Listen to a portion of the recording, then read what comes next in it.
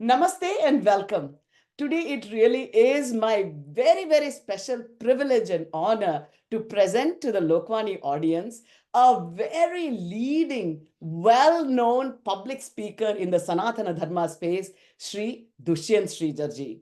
He delivers enlightening discourses in both English and Tamil, and he has done so much to bring awareness and education about Sanatana Dharma to the world at large.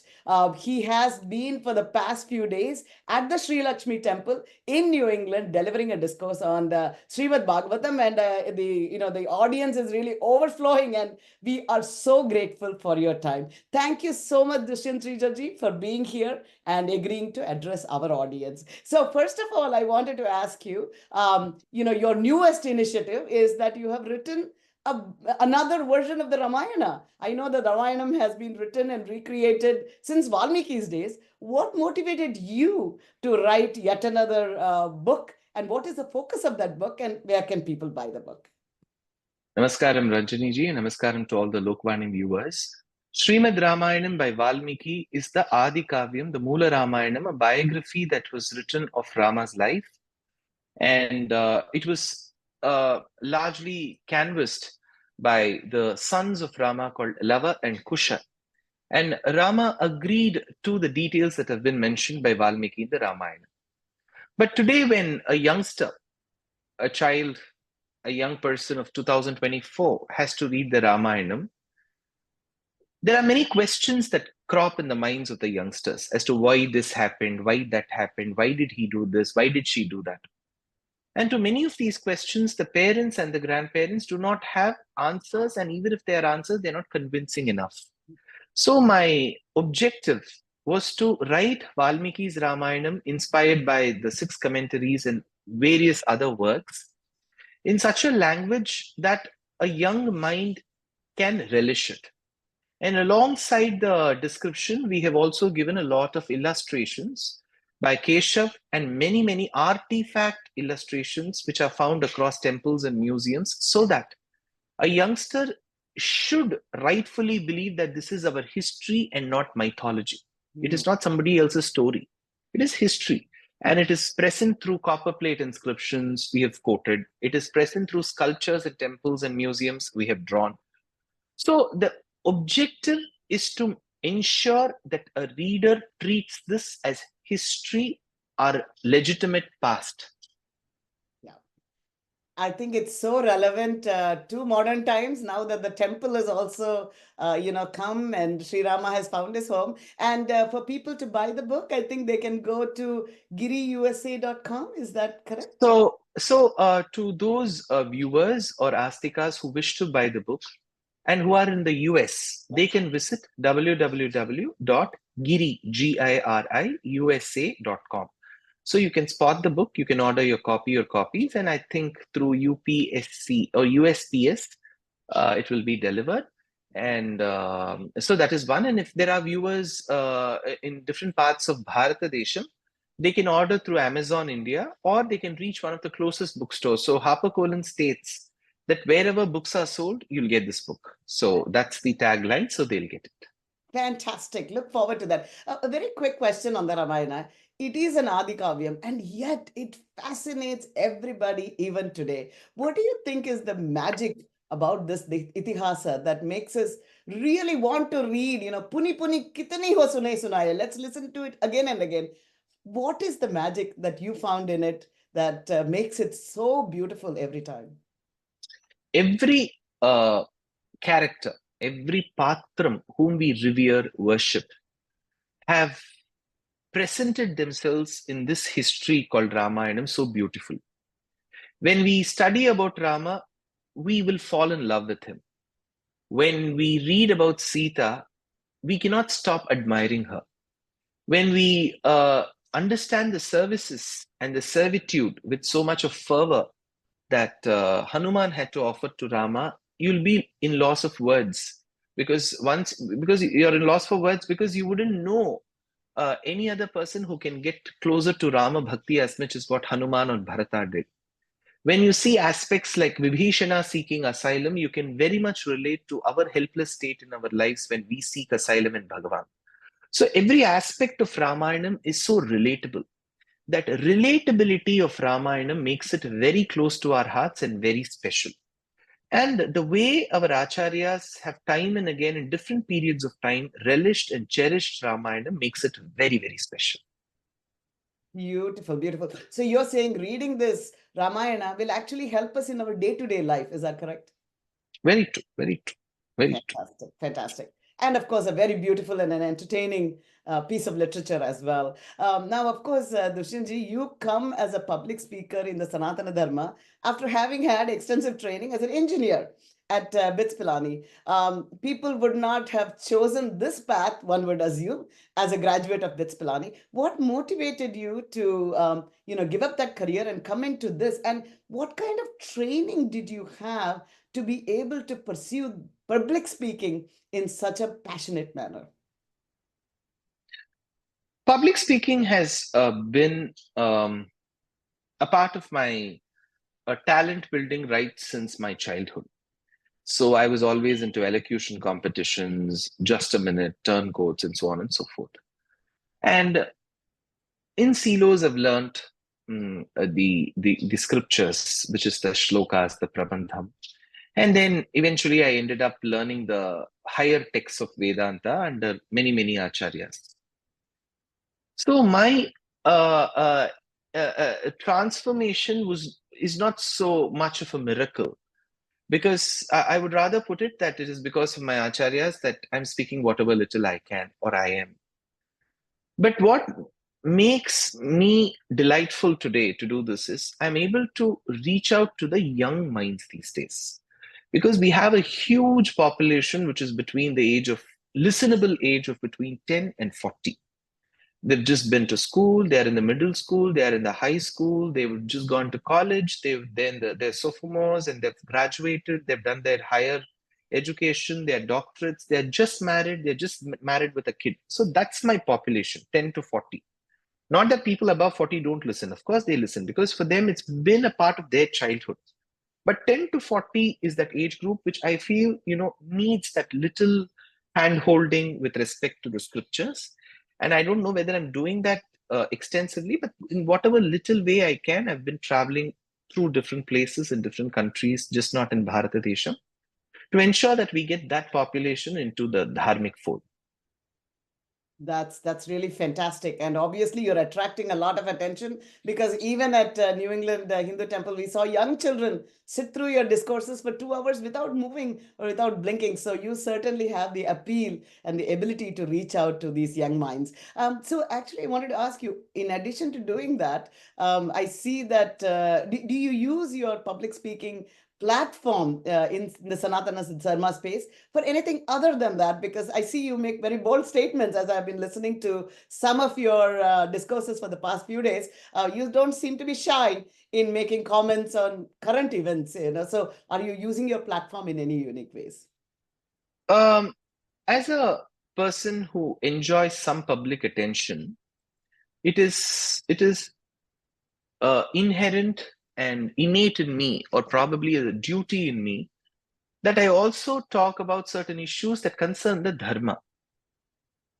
So, if, for example, India is buying oil from Russia, to a person who's giving discourses, it doesn't matter much.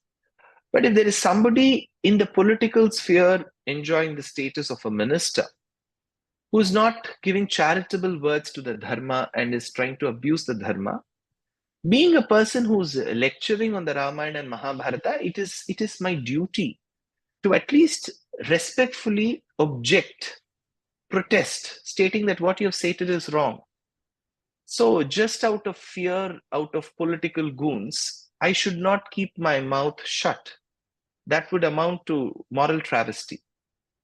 So, that's been, yeah, a part of my lectures. Do you ever think of a career in politics? No, no. No, not at all. Wonderful, wonderful. No, I always feel that I wish there are more people from the Sanatana Dharma who are passionate about Sanatana Dharma who might take it up as well. So, but of course, I'm sure we are seeing a few of them and more of them. Now, supposing, this beautiful art of storytelling, I think is very, very special to India. And yet it, seems to be I don't know. Is it a dying art? Are you seeing that as a dying art? I don't see it as much. Like during my grandma's time, it was in every temple. We used to see people do that. I don't see it as much. So, do you see that this is an art that is reviving or it's always in existence? Any comments on that? Uh, I wouldn't know the exact numbers as to how many speak and how many people attend those people who are speaking. There are a couple of names that come to my mind who enjoy a wide range of, say, public attention, and people do attend in large numbers. In Telugu language, we have many people: Chaganti Koteshwar Rao, Samavedam Shanmukha Sharma. Um, in Tamil, we have Velkudi Krishnan Swami, we have Vishakha Hari. Uh, a lot of us do attract big audiences. And there are many people, just because somebody is not known or lesser known, it doesn't mean their contribution is anywhere demeaned or something lesser. There are many other people who do get audience. But yes, compared to, I wouldn't compare it with the 1960s or 70s or 80s where you would have all listened. I would say that with the increasing population, there are not too many commensurate number of speakers. So, one person can't address a lakh of people. It's not a political rally. As much I can address about 1,500 people. That's how the inventories are. But we should have more people. But sadly, unlike music, unlike Shastriya Sangeetam or dance, Upanyasam or Pravachanam or discourses, whichever way we call it, is not something that can be exactly taught. So there should be that ability in the person to speak and connect with the audience. All that you can do is only polish that person. So there should be more people coming. Let's hope for something very positive and brightening in Sanatana Dharma. You certainly are an inspiration to so many people. So, to become a pravachana person like you are, a speaker, what talents do you think? I mean, it looks like it's a conglomeration of so many. You're a classical musician, you're an expert in Sanskrit and many other languages, and you also have the knowledge, deep knowledge of the scriptures. First of all, do you have a particular acharya that you consider as a guru? And then for others who may want to pursue this kind of, passion, what advice would you have for them? At the outset, I would like to respectfully deny certain words that you said, that expert in Sanskrit and all of that. Nothing of that sort. What I also believe is, for a person who's giving discourses, you should have a bit of everything. You don't have to be like an expert at all. So you should have a decent working language or workability proficiency in Sanskritam, workability proficiency in your own mother tongue. For me, it's Tamil. Somebody else can have it in Kannada or Telugu or Hindi. And if there is music, some decent music, it's an added advantage, no doubt. And I personally feel some amount of, the scientific background also helps connect with the audience. And to me, I have learned Sri Bhashyam under Karunakaracharya, Gita Bhashyam under Srivatsankacharya, Bhagavad Vishayam and Rahasyatraya Saram under two Gurus, Soumyanarayana and Saranathacharya. A work called as Thirunedan Tandagam by Thirumangai Alvar. Its commentaries I've listened to as discourses from the 45th pontiff of Sri Ahobala Mutt, Narayana Yatindra Mahadeshikam, the great Acharya. And I've also learned some aphorisms of Shatadushani of Vedanta Deshika under Navalpakam, NSR Swami, we call him. So these are all works which are terse and they talk about the philosophy. They essentially need not help you in giving discourses. So when it comes to discourses, I've had a few people whom I've listened to for many years draw inspiration from: Anantarama Dikshitar, Balakrishna Shastrigal, Jairam Sharma, Sundar Kumaranna, Velakudi Krishnan Swami, Maya Acharya Karunakaracharya Swami, Pulavar Kiran, Sivananda Vijayalakshmi. So these are all people whom I've listened to, and there'll be some lessons that I'll draw from all of them. Wonderful. So when was the first moment? Did you ever practice as an engineer, or it was always in this space that your career has been? So yes, after engineering, after graduation, I did my fellowship at the Indian Institute of Science on protein folding, misfolding, and I started giving lectures the moment I started working. So my work and lectures began at the same time. I continued for about 6 odd years, and I couldn't literally manage the schedule of both giving lectures as well as mm, uh, working. So I called one of them quits. That's thank God for the world. Thank God for all of us that you made that decision. A final question. There are people here raising their children in the United States. And what advice would you have for them to see, first of all, what is the value of keeping the children connected to Sanatana Dharma, and how do you recommend they go about doing that? See, parents and grandparents these days are very well versed and very well trained. And I'm too small to advise or do anything, but I can always suggest that parents and grandparents should lead the way for their children. If the parents and grandparents say, "Oh, my son has to read the Ramayana," the question is, have you read? Hmm. So you read, you show, so you become the inspiration for your child. So when the child sees you reciting Ramayana, reading Ramayana, the child will naturally know that even I wish to know what is there in the Ramayana. So it should not be a one-way process where you expect everything from the child, whereas you do nothing. So we should give that space to the child where the child can see role models within the house itself.